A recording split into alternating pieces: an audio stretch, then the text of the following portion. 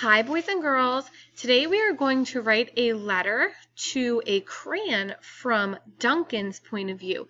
So you listen to the book, The Day the Crayons Quit, and that book is written from different crayons' point of view. So each crayon wrote a letter to Duncan, and they had something to say to Duncan. Then with your teacher, you listed the different crayons and their point of views. And now you are going to be picking one color to write a letter to from Duncan's point of view. So you have to think about things that Duncan would say to this crayon.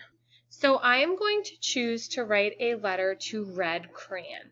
So when Red Crayon wrote Duncan a letter, he told Duncan that he felt very overworked. He said that you make me work harder than any of your other crayons, and that he even has to work on holidays, coloring Santas, and Valentine's Day. And Red Crayon was just begging for a rest. He said, "I need a rest," in all capital letters.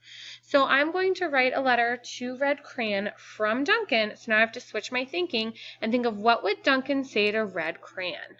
So I'm going to start off my letter by saying, "Dear Red Crayon," because that's how I'm writing it to. Remember, I am Duncan, so from Duncan's point of view. And I think I'm going to start off my letter by apologizing to Red Crayon, saying, I'm really sorry for working you so hard. I understand that you need a break. So let's think of how could Duncan give Red Crayon a break. So I could say that I will do my best to use other crayons instead of just using you. Okay, so maybe let's talk about what he does at holidays, how he has to work so hard on Valentine's Day and Christmas. And we could tell him, that we use other crayons for other holidays, but that we will be sure to, that I will be sure to use some other crayons as well when I'm drawing Christmas pictures and Valentine's Day pictures. So I will be sure to use some other crayons when making my Christmas and Valentine's Day pictures. I promise I will use green for the tree and some other colors for Christmas decorations. Also, I could give you a break and draw hearts in other colors. So let's see what I have so far. I have Dear Red Crayon, so that's how I start my letter off. I am really sorry for working you so hard. I understand that you need a break. I will do my best to use other crayons instead of just using you.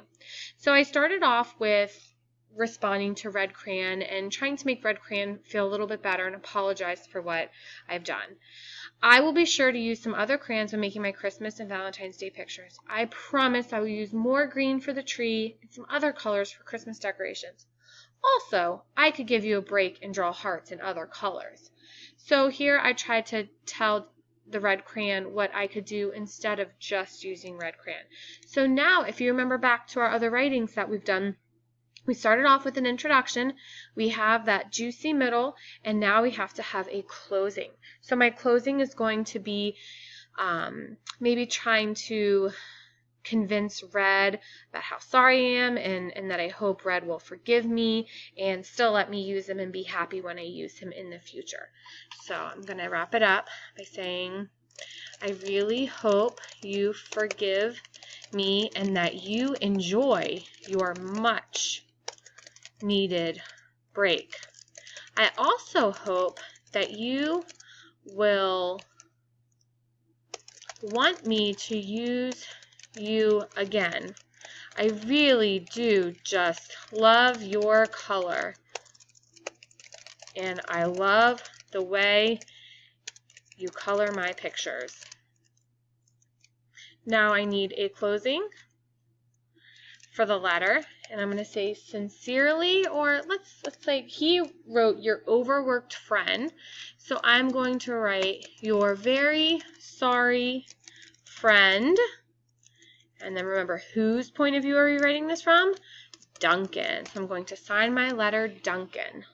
All right, now that I have finished my letter, I want to go back and reread my letter and look for mistakes and look to see if I can make it better in any ways. I have told you guys a lot lately that this is one of the most important steps. I think in most of the videos I say this is the most important step in the writing process, is that you need to read your work and check it over, and that's how you check for mistakes, but that's also how you take pride in your writing and show that you really do care about what you're writing about. So we have Dear Red Crayon. I am really sorry for working you so hard. I understand that you need a break. I will do my best to use other crayons instead of just using you. I will be sure to use some other crayons when making my Christmas and Valentine's Day pictures. I promise I will use green for the tree and some other colors for other Christmas decorations. Also, I could give you a break and draw hearts in other colors. I really hope you forgive me and that you enjoy your much-needed break. I also hope that you will want me to use you again. I really do just love your color, and I love the way you color my pictures. Your very sorry friend, Duncan. So when I reread this, I hear some words that are used over and over and over again, like the word really and like the word love.